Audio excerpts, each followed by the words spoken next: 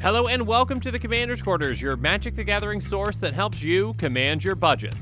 This show and episodes like this one are possible thanks to viewers like you. If you're looking for an easy way to help support this show, make sure that you like, share, and subscribe. Also, hit that bell notification icon so you don't miss any new episodes. You can also go check out our playmats and other merchandise at thecommandersquarters.com. Another easy way to support this show is with our TCG player affiliate links. So whether you're buying a deck or individual cards, you can use this general link right here or one in the description. And the final way that you can support this show is by supporting us directly by becoming a patron. There are many benefits to being a patron, and I truly couldn't do this without all their support.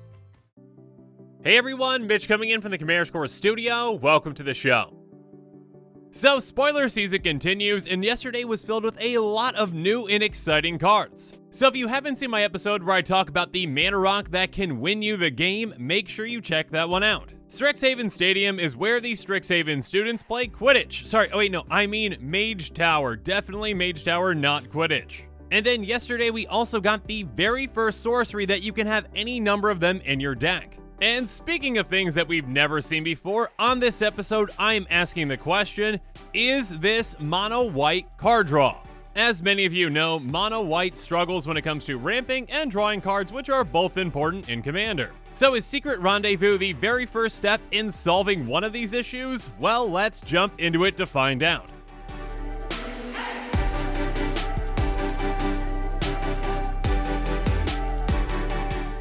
So, Secret Rendezvous is a sorcery that costs 1 white and it says, you and target opponent each draw 3 cards. Now, let me just say this. If this card was in any other color, there is no way I would ever make an episode about it or even talk about it, because other colors would never consider this card. But again, with mono white, when it comes to card draw, you are scraping the bottom of the barrel. And that's actually even the worst barrel. Everyone else got all the other barrels and took them, and you've got the bottom of the very last barrel. But let's take a step back and break this card down first, and then I will talk about my opinion on if I think this will see any play in Commander. 3 mana to draw 3 is a great rate. I mean, Harmonize is a mono green staple, and it draws you 3 for 4 mana.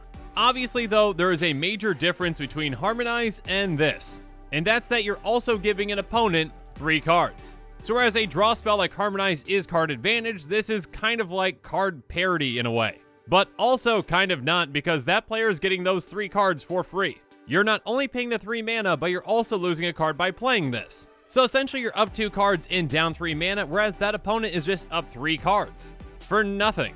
That being said, in a multiplayer format like Commander, this card can still work. Simply because politics are a thing. Luckily, this only benefits one opponent, because if it benefited everyone, there's no way this would ever be playable. But because it only benefits one player, you can wheel and deal with this card. Obviously, each of your opponents are going to want to be chosen to draw 3. So, make a deal. You can't target me or my permanents or attack me for X turns or whatnot, whatever you want to do. So yes, actually giving someone cards can benefit you in some situations. And obviously, if one player is really far ahead, making a deal with them is probably never a good option. So you can also use this as a way to help another player catch up to try to combat that opponent that's far ahead. So, is this card ideal? Absolutely not. Is it better than most of your other options in mono white? Probably. Could this card have been improved in multiple ways? Absolutely. Even just a small change like making this into an instant would make a huge difference for this card. Being able to cast this whenever gives you a lot of flexibility. And by casting it right before your turn, you get to take advantage of those cards before your opponent does. Or another small change is that you're drawing 3 cards and then the opponent is only drawing 2. Again, you're already paying for this card and you're only essentially netting 2 because you're using this card, so it's kind of more even. Or you could even have some sort of an assist type mechanic on this card. Basically, that opponent that's going to be benefiting from it has to help you cast into the spell.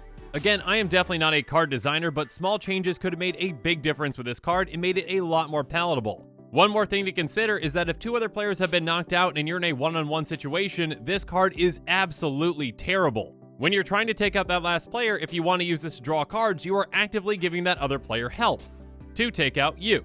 That being said, this card is what it is. And even though none of the other color identities would come anywhere near considering this card, when mono white decks are scraping the bottom of the barrel trying to find any kind of card draw, I think they're going to have to use something like this.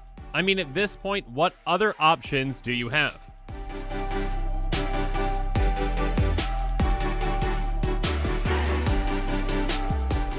So let's talk about Mono White's other quote-unquote options. A card like Temporary Truce draws everyone 2 cards, so yeah, that's just worse. Only letting one other player draw is much better. Another option might be Alms Collector, which says if an opponent would draw 2 or more cards, instead you and that player each draw a card. Now this is good if you know someone's going to cast a big draw spell, but you might have held that mana up for nothing. And 4 mana is a pretty big amount of mana to hold up when it might not have any payoff. And if you put this down, your opponents aren't going to play any big draw spells until it's dealt with. So this is pretty conditional draw, though it can be effective in the right circumstance. And when it comes to Mono White, conditional draw is pretty much the name of the game. Dawn of Hope says whenever you gain life you may pay 2 if you do draw a card.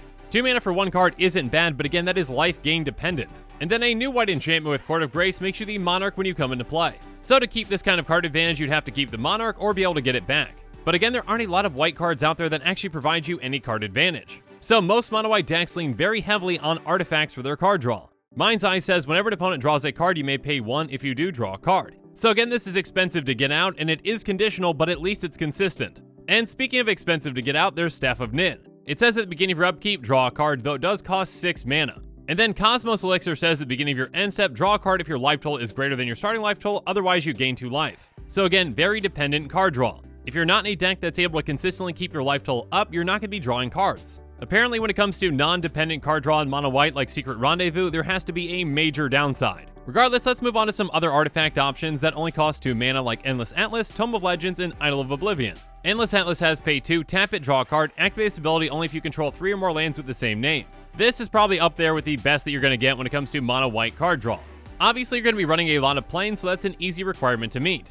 And then Tome of Legends comes into play with a page counter on it, and whenever your commander enters the battlefield or attacks, you put a page counter on it. You can pay 1 and tap it to remove a page counter from it to draw a card. Again, this is conditional, but it is an easier requirement to meet than most. But if you're not playing a commander that wants to attack or is pretty expensive to get out, you're not going to get a lot of card advantage off of this. And then Idol of Oblivion has tap, draw a card, activate this ability only if you've created a token this turn. So this card is fantastic for token decks, but outside of those, it's pretty useless. And then there's Maze Mind Tome, which has tap, put a page counter on Maze Mind Tome, scry 1. By paying 2 and tap, you put a page counter on it and you draw a card. And when there are 4 more page counters on it, you exile it. If you do, you gain 4 life. Essentially, if you want to use this to draw cards, it's 2 mana per each card. A total of 10 mana will draw you 4 cards, but then it goes away and you gain 4 life. And then there's Skull Clamp, which has equipped creature gets +1/-1. Whenever it dies, draw 2 cards. So this is fantastic card draw for decks that have a lot of creatures that just have 1 toughness. Again, it is conditional though and doesn't work in a lot of Mono White decks. Speaking of conditional, there's Seer's Sundial, which says whenever a land enters the battlefield under your control, you may pay 2 if you do draw a card. So this is dependent on you getting lands into play, which again with a Mono White deck isn't going to be all that consistent. Next up, there's Farsight Mask, which says whenever a source an opponent controls deals damage to you, if Farsight Mask is untapped, you may draw a card. So this is very conditional. Obviously, in the right circumstance, this can draw you a ton of cards, but if you're not playing against decks that want to attack you with a bunch of creatures, you're not going to draw anything. And then Lore Seeker Stone is actually dependent on your hand size. It has pay 3, tap it, draw 3 cards. This ability costs 1 more to activate for each card in your hand. If you're able to get your hand size down, this can be very effective, but if not, not so much.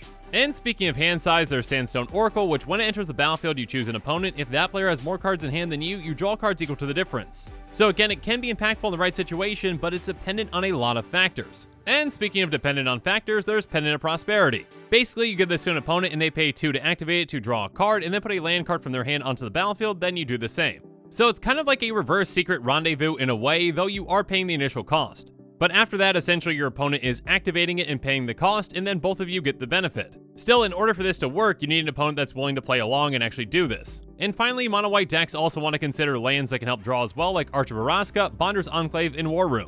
Arch of Araska has pay 5, tap it, draw a card, activates ability only if you have the city's blessing. Bonder's Enclave has pay 3 and tap it, draw a card, activates ability only if you control a creature with power 4 or greater. And then War Room has pay 3 and tap it, pay life equal to the number of colors in your commander's color identity, draw a card.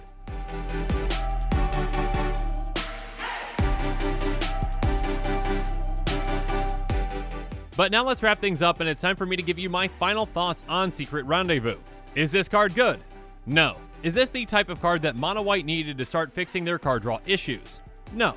Is it better than a lot of the other options that they have? Probably.